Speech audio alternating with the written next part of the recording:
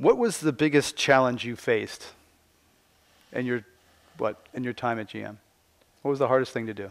I think the hardest thing to do was to convince the entire workforce that we were supposed to design, build, and sell the world's best vehicles, get the right management team to do that, convey that to everybody, and do it every day, every hour, whatever it took, to get the mental change so that everybody would see that in a short period of time we could be profitable again instead of just kind of lumbering along like we had been.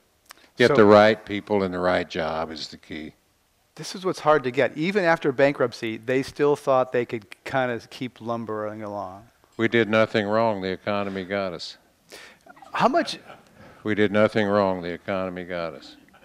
How much of that do you think is because a lot of the senior people were lifers who didn't know anything else, they'd never worked anywhere else, and some of the executives had a real hard time making decisions about firing cousins, or that it was so inbred and familial that they didn't see the outside? Well, I think that was it. I don't think any of you could believe the bureaucracy that existed there.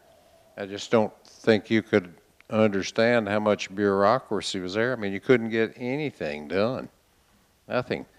It's just that way, and it was the GM way, and, you know, for whatever reason, I guess it worked for a number of years, but it sure didn't work.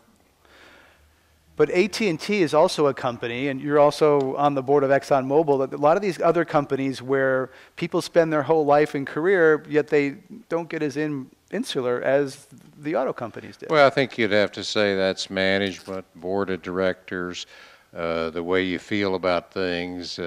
I, for one, know that simpler is better. Simple organizations, right people, right job. Stay focused on the things that need to be done. Forget the superfluous. You know, at GM, if it didn't involve designing, building, or selling the world's best vehicle, we didn't want it around.